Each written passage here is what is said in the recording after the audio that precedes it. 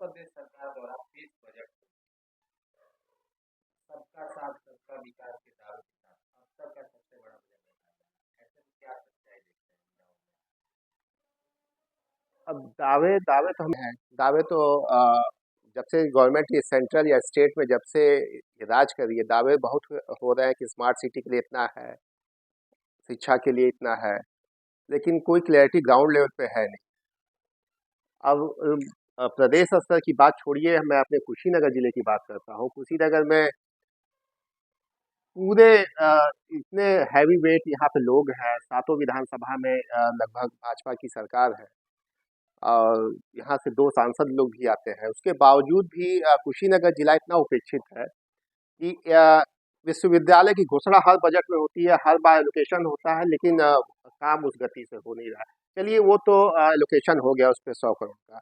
इसके अलावा भी इतनी समस्याएं हैं, बार-बार उठाया जा रहा है कि फाजिल नगर साइड में ओवरब्रिज का था, सिवरही में ओवरब्रिज का था, इसके बाद से यहाँ पे आपके पडरौना शहर में ओवरब्रिज का है।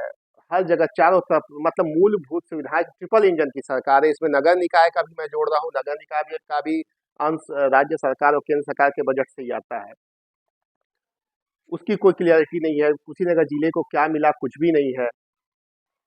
उसके अलावा ये शिक्षा के लिए कि भाई छात्रवृत्ति, यहाँ पे चूंकि पडरौना में ज़्यादा इंडस्ट्रीज तो है नहीं, छात्रवृत्ति यहाँ बच्चों के लिए कितना, SC ST के लिए, हायर एजुकेशन के लिए कितना एलोकेशन किया गया, कितने लोग को बांटा गया, कितना लक्ष्य है कि इस साल हम इतने लोग को हम पढ़ाई के लिए देंगे, इसका भी कहीं कोई क्लियरिटी नहीं है।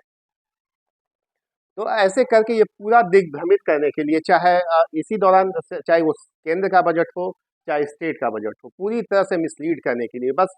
लेकिन गजब इन लोग का कॉन्फिडेंस, मतलब जो वर्तमान सत्ता में इनका कॉन्फिडेंस देखिए कि कहीं कुछ क्लियरिटी नहीं है, उसके बावजूद जगह जगह ये ऐतिहासिक बजट, आम आदमी का बजट, ये बजट 12 लाख का ये छूट कर दिए, लोग के पास जेब में पैसे नहीं है, 12 लाख का टैक्स छूट कर दिए।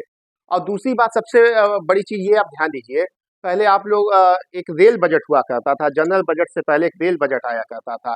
अब बड़े आराम, मतलब बड़े मतलब उत्साह के साथ सवेरे हम लोग देखा करते थे कि कौन सी ट्रेन अपने इलाके से चली, कौन किसके फेरे बढ़ाए गए, किसका किराया घटा बढ़ा, चाहे इसी कौन सी रियायतें दी गई।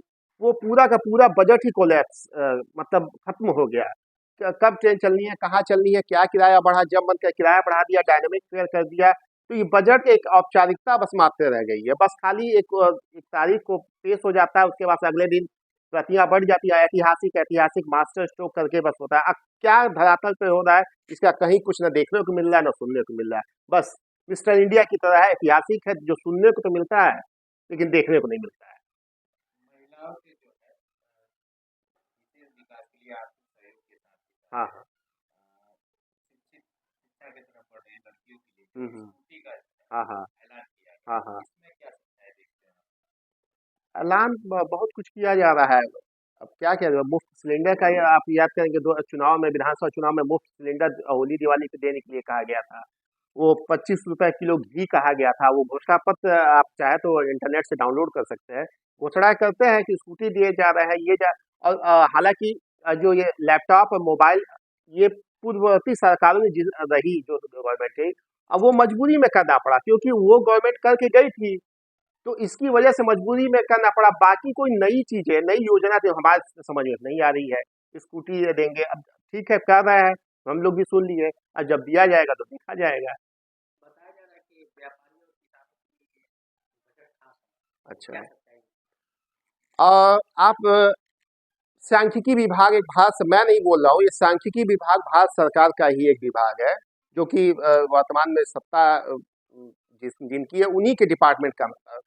12 लाख फुटकर किराना व्यवसायी, मतलब वो पूरे देश में जो छोटी दुकान चलाते हैं, मतलब अपने घर के अंदर रख करके या छोटा सा 10 बाई 10 का कमरा लेकर के, ऐसी पूरे एक वर्ष में 12 लाख किराना व्यवसायी अपनी दुकान बंद कर दिए। आप ये बोल रहे हैं व्यवसायियों के लिए, किसानों के लिए, तो वो आंकड़े झूठ हैं या तो आपके आंकड़े झूठ हैं कि किराना व्यवसाय बंद। और हो क्या रहा है, अमेजॉन जैसी मल्टीनेशनल कंपनियों को, जो कि पूर्ववर्ती कांग्रेस की सरकारों ने खुदरा क्षेत्र में विदेशी निवेश को प्रतिबंधित कर रखा था, ठीक है, मैं ऑनलाइन का विरोधी नहीं हूँ, लेकिन उसके साथ ही कि जो फुटकर जो किसान या जो छोटे व्यापारी है, उनके मतलब हित के लिए कोई स्पेशल कानून होना चाहिए।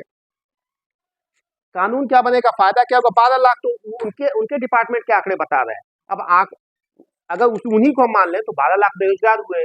उनका अब वो ये भी मत, वो उनका पुश्तैनी धंधा था, कई पीढ़ियों से उस धंधे में लिप्त थे, लेकिन वो बिल्कुल अब खत्म बंद करके अब वो कुरियर बॉय हो गए, अब वो डिलीवरी बॉय बन चुके हैं।